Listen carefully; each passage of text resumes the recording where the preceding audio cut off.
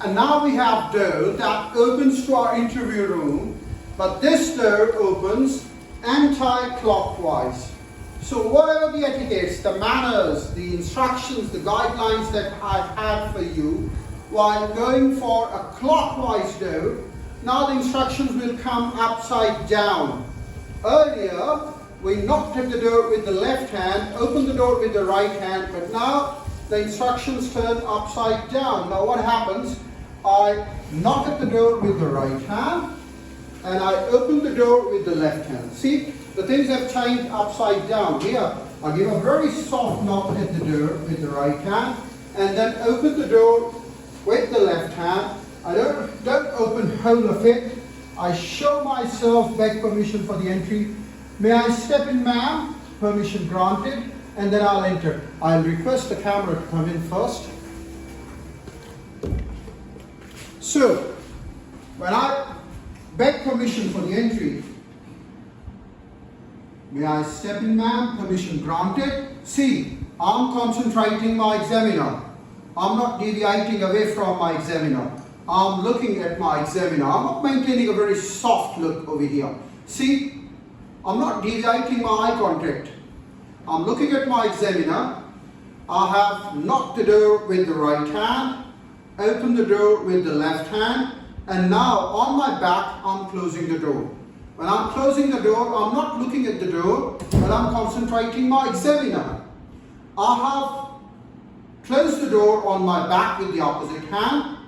So what I did, I knocked at the door with the right hand, opened the door with the left hand, and now I close the door with the opposite hand, that is right hand on my back, and maintaining my eye contact with the examiner. I'm not looking elsewhere.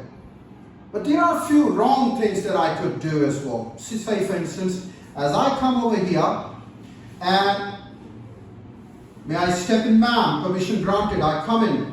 And when I come in, I close the door on my back, deviating away my eye contact, away from the examiner, looking at the door. See, this is the wrong thing. Or sometimes I can make another mistake as well. Supposedly, I can turn around as well. As I come in over here, I turn around and close the door. So whether I turn around and close the door, or I deviate my eye contact away from the examiner, look at the door and then close it, all of these are wrong things. So when I come over here, I show myself, beg permission for the entry. May I step in, ma'am? Permission granted. I come in. May I step in, sir? Permission granted. I come in. And then I close the door on my back without looking at the door, without turning around. Well, I should not turn my back on the examiner. It is in fact out of the context, out of the mannerism. So I should not turn around. I should not turn my back on the examiner. I should not distract away from the examiner. I should concentrate. I should have a very polite look, a very continuous look at the examiner without looking elsewhere. So I should not look at the door while closing it. I should always close it on my back, or let the door go over there and it can close itself. So having had closed the door, I've given you a demonstration of an anti-clock door. Earlier I gave you a demonstration of a clockwise door. So there's a different set of instruction for a clockwise door and a different set of instruction for an anti-clock door. So the mannerism is that you use one of the hands to knock at the door, the other hand to open the door, and then the opposite hand to close the door on your back. And this is how we conduct it. I've given you two separate demonstrations of entering the door. One was that of the clockwise door, and this is what the anti-clockwise door. This is in fact a demonstration of the etiquettes of the mannerism of the demonstrations of non-verbal communication skills. That's what I've tried to deliver you.